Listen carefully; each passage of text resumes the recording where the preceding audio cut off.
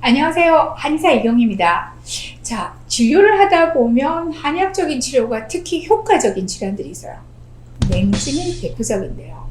우리 인간은 36.5도 내외의 온도를 유지하는 항온 동물이죠. 따라서 아무리 요즘같이 더운 여름이나 또 추운 겨울에도 몸의 온도는 동일해야 합니다. 자, 그런데 몸이 병적으로 차게 느껴져서 일상생활이 불가능한 병증이 바로 냉증이죠. 냉증이랑 실제 체온이 낮아진다기보다는요, 신체의 일부 또는 전체가 시리고 차갑게 느껴지는 감각장애입니다. 일반적으로는 손끝, 발끝 같은 말초 부위 또는 이제 하복부라든가 허벅지, 종아리의 바깥쪽 등등 부분적으로 냉감을 느끼는 경우가 가장 흔하고요. 냉감의 정도도 다양해서 추위에 노출되거나 실내에 있다가 밖으로 나갈 때 가볍게 느끼는 경우도 있지만, 제가 진료실에서 만나는 분들의 경우는 그 고통이 상상을 초월합니다. 자, 손발이 에이는 것 같다거나 시려서 잠을 잘 수 없다거나 에어컨 등의 찬바람을 쐬면 칼로 저미는 듯한 통증을 느껴서 한여름에도 꽁꽁 싸매고 다니시는데요. 그러다 보니 아예 대중교통은 꿈도 못 꾸죠. 제가 만난 한 40대 여성분은요, 대기실에 그분이 딱 들어서면 모두의 시선이 그쪽으로 다 모입니다. 바로 요즘 같은 한여름철에 오리털 퍼커를 입고 나타나시기 때문입니다. 자, 이 정도 되면 육체적인 고통도 고통이지만 사회생활이 제대로 될 리 없으니 보는 저도 마음이 꽤 많이 아팠던 케이스입니다. 자, 냉증은요, 일종의 자율신경의 고장이라고 볼 수 있겠는데요. 그런데 냉증과 살짝 헷갈리는 한여름의 불청객이 또 하나 더 있습니다.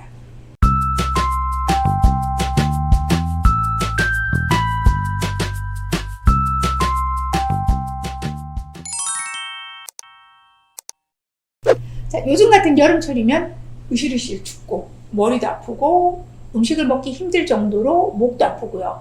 거기다 열이 난다고 오시는 분들이 가끔 계세요. 저 냉증 걸렸어요 하고 말씀하시는데요.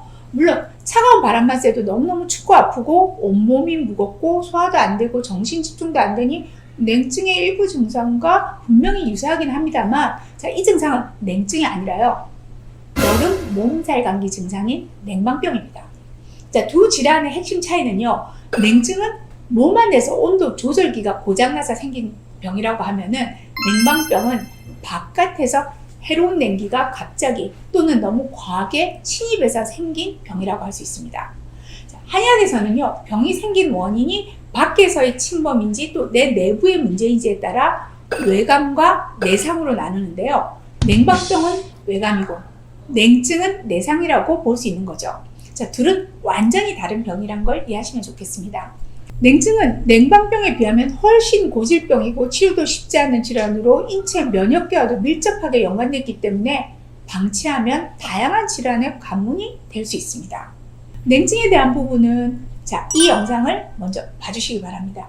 냉증의 원인과 냉증에 좋은 음식까지 소개한 영상이니까 꼭 한번 챙겨보시기 바랍니다. 자, 그럼 이제 냉방병으로 넘어가 볼까요? 재미있는 건요, 에어컨이 없던 예전에도 냉방병에 대한 기록은 존재했다는 거죠. 동의보감에 보면요, 서늘한 정자나 차가운 물 속에 오래 있으면 풍한과 사기가 표를 상해서 생긴다라는 기록이 있는데요. 예전의 정자와 물속이 지금의 에어컨과 동격이라고 생각하면 재밌기도 합니다. 자, 그런데 말입니다, 여기서 중요한 포인트가 있어요. 같은 사무실에서 같은 에어컨 앞에서 근무하는데 어떤 사람은 냉방병에 걸리고 어떤 사람은 거뜬해요. 자, 이 차이는 뭘까요? 냉방병은요, 외감이라고 말씀드렸죠. 외감병에 걸리면 그 다음 단계가 있습니다. 바로 정사상쟁이죠.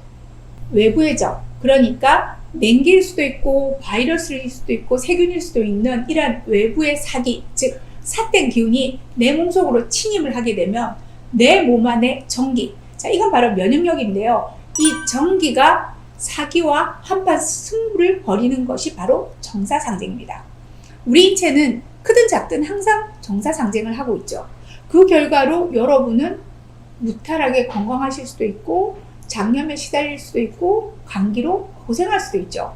그리고 코로나 역시 모르고 지나칠 수도 있고 사경을 헤맬 수도 있습니다. 정사상쟁에서는요, 전기가 패배해서 병이 존재를 드러내는 거죠. 남들 다 감기 걸리는데 혼자 걸리지 않는 사람은 바로 전기가 튼튼한 사람인 겁니다. 반대로 같은 음식을 먹었는데 나만 장염에 걸려. 내 몸속의 전기, 면역력이 약한 거죠. 외부의 환경은 내 마음대로 할 수 없지만 내 몸은 내 마음대로 바꿀 수 있습니다. 내 몸속 저항력과 조절 능력을 튼튼하게 단련하는 거죠. 더불어 외부의 해로운 자극들도 최소한으로 줄이는 요령도 있어요.